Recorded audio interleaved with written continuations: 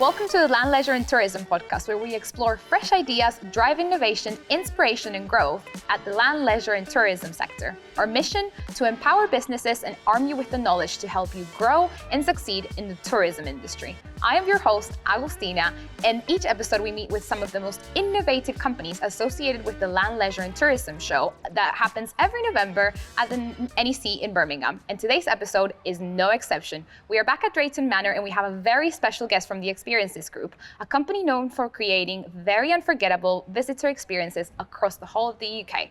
But before we dive in, for those of you who tuned into our last episode, we spoke to Drayton Manor about their journey into becoming a top family destination that's accessible to all. And also we cover the importance of having really strong USPs to create an all-encompassing visitor experience. Today's episode, we are talking to someone who's played a big part in making experiences like Drayton Manor possible. And today's guest is founder and creative director, Sam Beech of the Experiences Group. Welcome, Sam. How are you doing? You okay? I'm good, thank you. How are you? Yeah, good, thank you. Welcome. And you guys have been working with Drayton Manor for many, many years and delivering amazing experiences for all ages. So let's just jump straight in. So tell us about the Experience Group, how you guys got started, and what's the driving force behind it? So it really came out of COVID. So suddenly everything shut down in COVID, and it was the first Christmas that I hadn't worked. So I suddenly wrote some shows, and me and my business partner Alex, we sent it to some schools. So we took a Santa show around some schools, which was great fun, really challenging logistically, but really rewarding.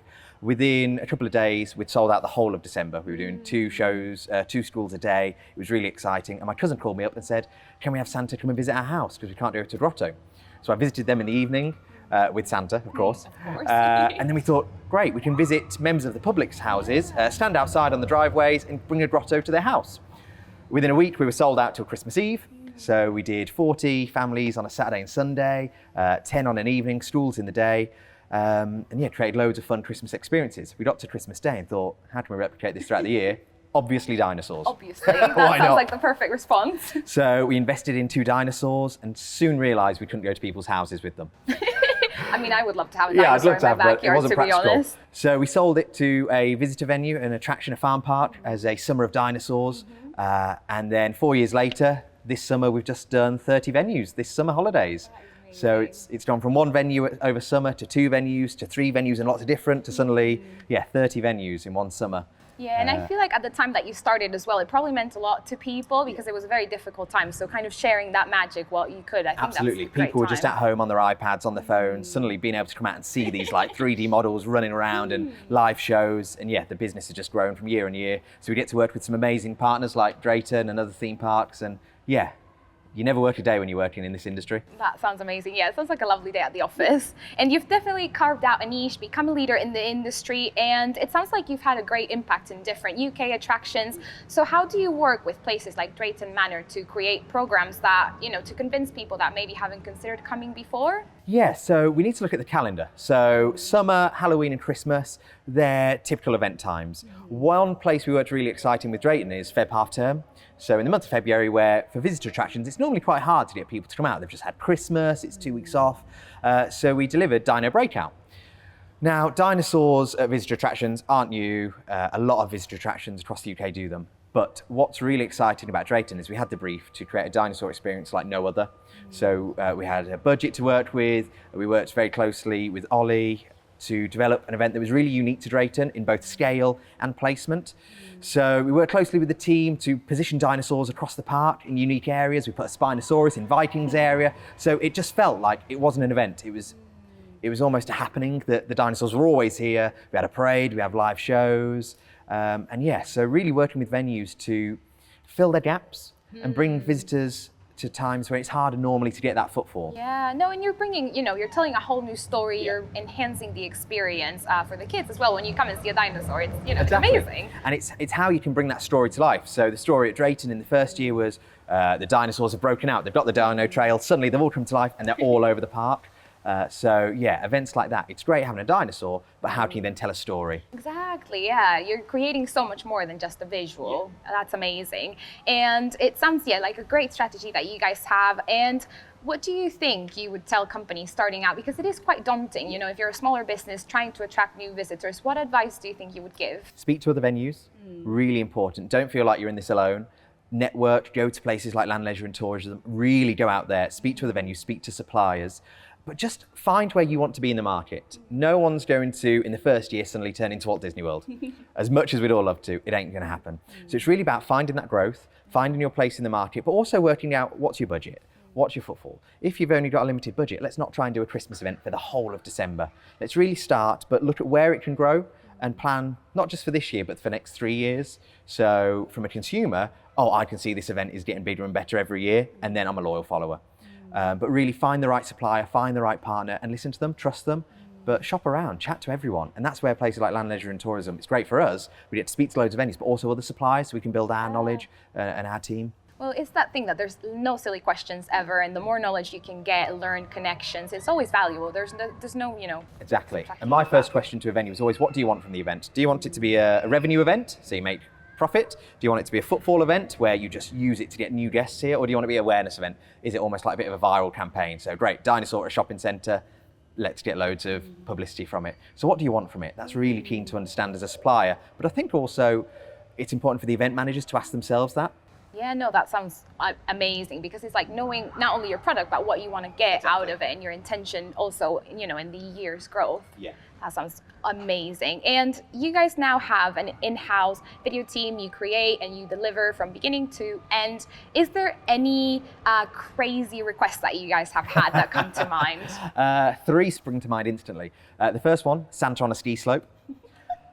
Now, of course, Father Christmas lives in the North Pole, is used to being it, but getting a Santa to ski down a ski slope at the end of an event, that was a challenge. Last year we were chatting at the NEC about panto on horseback. So they wanted to do Snow White on horses. I love that. So every single performer riding a horse, which is hopefully something that we're still working on in the background, but as you can imagine, it's very different. And then this year we're working on panto on a train. So a full pantomime production on a moving steam train. Sign me up.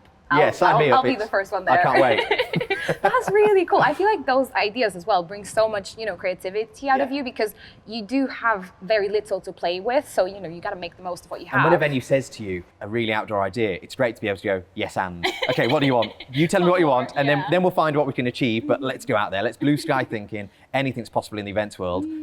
But then we can start looking at the budget, the capacity of the venue, and logistically how we make it to, even though it's a crazy idea, to still make it a real success. Amazing, yeah, and sometimes, less is more working with the budget. There's so many little things that you can play with that can make an amazing experience. Oh, I wanna, please follow up on this, because absolutely. I want to hear about this later. And not only that, but since you create lots of content, and honestly it sounds really fun, do you have any characters or videos or performances that have gone viral? Yeah, the dinosaurs lend themselves really well to going viral, especially on TikTok. There's a real big dinosaur community on there, and there's a real big theme park community. So we visited Pleasurewood Hills last year, and we put some baby dinosaurs on roller coasters and filmed them going around. They went viral. It was amazing. So now that's sort of a thing. When we visit theme parks, we'll often say, do you want us to film some content on the rides? Work really closely with their marketing team. We've yet to go worldwide viral, but I'm happy with the UK. And I'm sure it's going to come. Who doesn't love dinosaurs on a roller coaster? What about dinosaur on a ski slope? While I'll on watch a train. that. Yeah. I'll repost. Please film that for next year. Well, we can work on that then. Get it in background. And now that you've mentioned the dinosaurs, something that was a highlight for the Land, Leisure and Tourism show was the dinosaurs walking around. I love seeing all the pictures. Everybody loves them on socials. So do you guys have any surprises coming up for the event? Yeah, we've got a new few characters that we've had out at venues this year that we're excited to launch at the NEC and around the trade show. We've got some new dinosaur species that we're going to walk around, and plus some pretty legendary characters, maybe some smoke breathers, but yeah. I'm very excited. It's exciting. I can't wait. That sounds very exciting. Well, I know where I'll be this November. And now switching gears from dinosaurs, although they're very exciting, but a really exciting season is coming up. My personal favorite, and that is Halloween and Christmas. I feel like everybody's, it's a family favorite.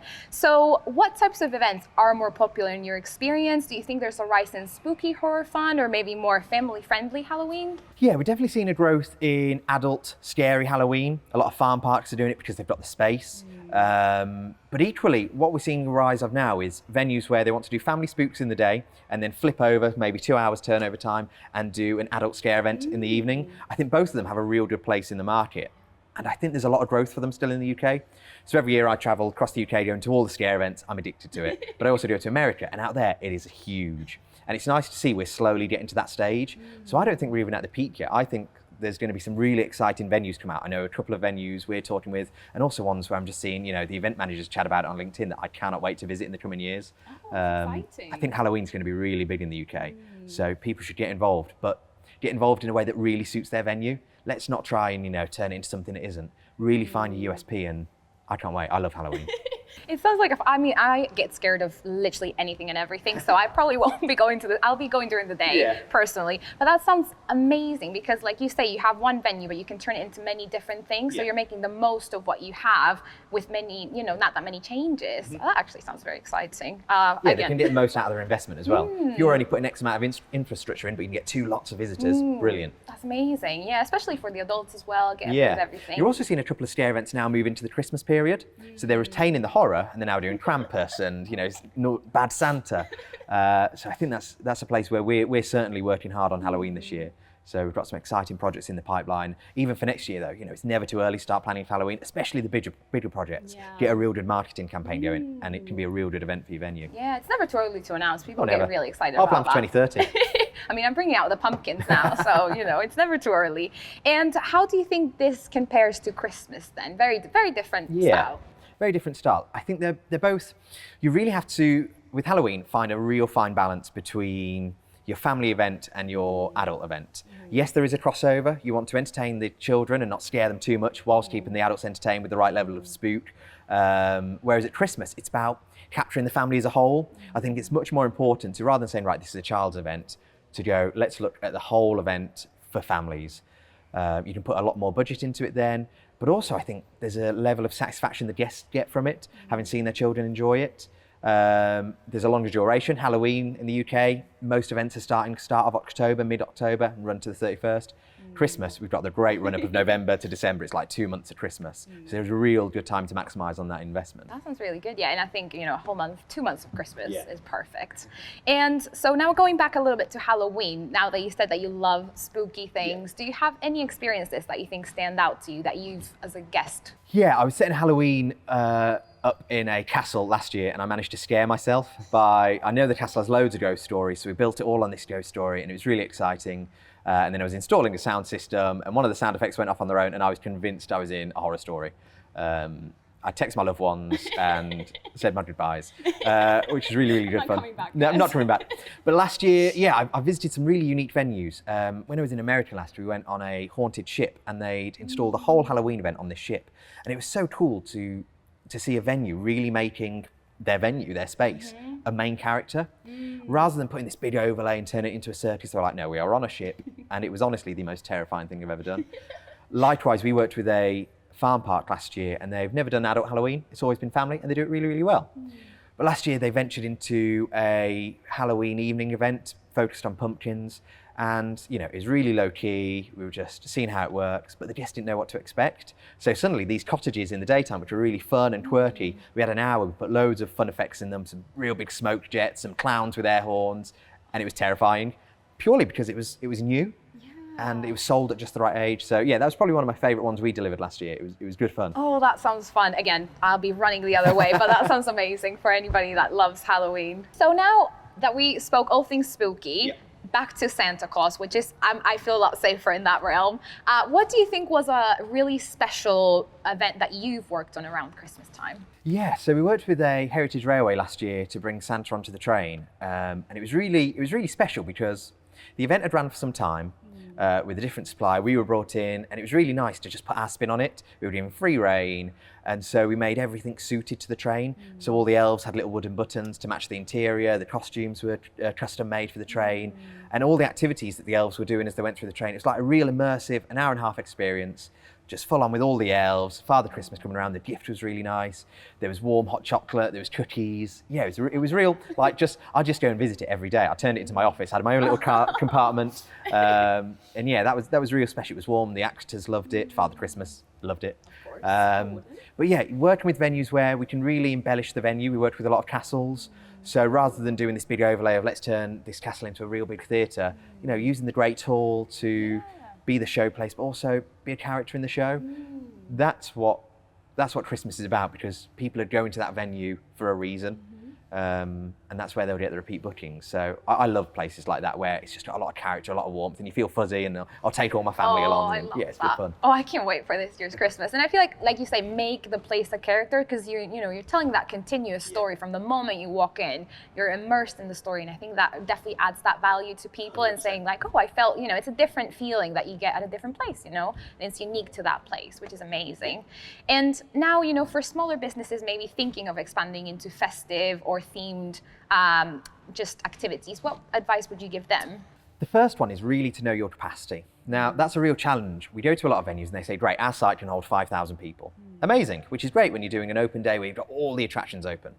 But at Christmas, if you're limiting what's open, what spaces have you got indoor? What toilets have you got? What catering facilities have you got? How many bins have you got? What is your capacity for that event? That'll then dictate the budget. That'll dictate how many people you can get through. That'll dictate the opening times. And that's really important. And being really realistic with that. You don't want to say, right, we can get 10,000 people, so we set the event up for 10,000 people, but actually your catchment area is only 1,000. Suddenly it feels like not many people in a real big space. So that's the first thing I always ask, what's your capacity? Obviously being really honest about your budgets.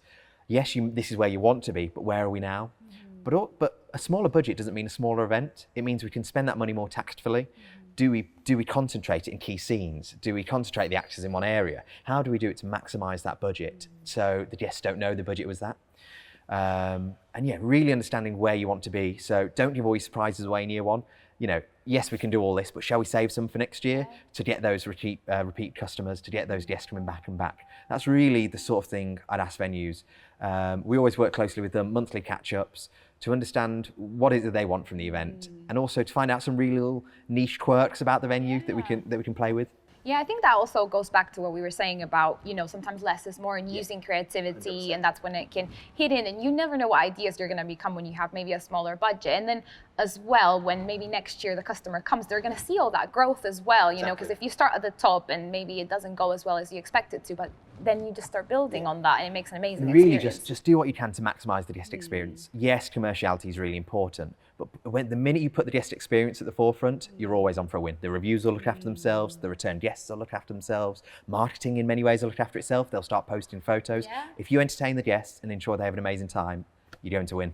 I love that. I think that's a good priority, always the customer, And now, of course, you say, things go on social media, reputations are really important, and we've all heard about the Willy Wonka debacle in Glasgow. So, that was a poorly managed event that became a complete nightmare, and of course, nobody wants that to happen.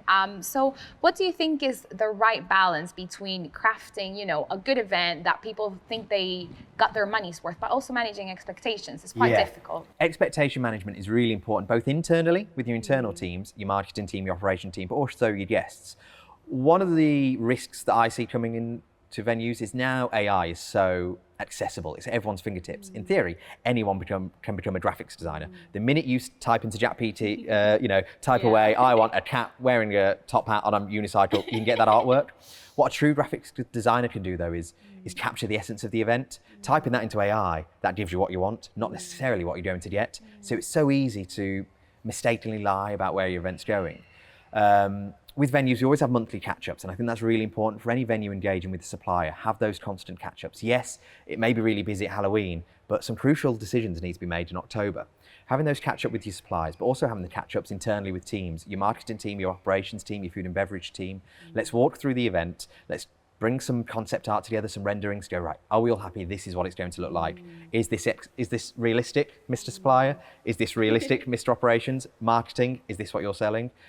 But then also you can look at the timescales, the spacing of the event, and really, walk through the event, do dry runs, even with no decorations up. Right, so we're going to go through here. This doorway is going to go here, and just if you know what you're selling, then you shouldn't have an issue. I think we always come into dangerous waters when no one really knows what we're selling, and we're like, it'll be all right. We'll get Santa Claus in. It'll be fine, and it'll be like Lapland. When realistically, it's in a wooden lodge. So yeah, that would be my advice. Constant catch-ups. Realistic expectations, and let the experts be the experts. I'd steer clear of AI. I think if you don't know how to use it, it scares me. I don't like it. I mean, I like pen and paper. Yeah, no. I like graphics designers. And it does have that human experience, they know the product really well. And I think it is, like you say, that communication is key, that everybody knows about what you're selling, about who you are as a company. So that way, that will come through the product or the service that you're trying to give the customer. I think it's really important for the team to all be in the same page. And don't feel like you're wasting everyone's time by bringing them to meetings. Yes, have departmental meetings, but make sure you do have monthly catch-ups with everyone, your suppliers, even if it's a phone call to go, right, are we here? Are we at the deadline? Because things change. Your guests, we worked with a lot of venues and suddenly they'll say, oh, we're not getting this many guests on this year, but this day, but we've doubled this day. Okay, we clearly need to readjust here. Let's put less resource into this day. Let's reduce the actors slightly, but let's put more resource into that. So having those catch-ups is so important to deliver a good guest experience. You just never know what's going to come up, who heard of what. Exactly. It's really, really important. And again, no silly questions ever. So I think that's also, really important. Everyone goes to events. Everyone's got families. So the more people you speak to, the more, tips you can get. I went to this weekend. It was great. Oh, I went to this. They missed the ball. They dropped the ball here. Yeah, especially during Halloween and Christmas, there's so much going on that you can probably absorb and learn from so many other people.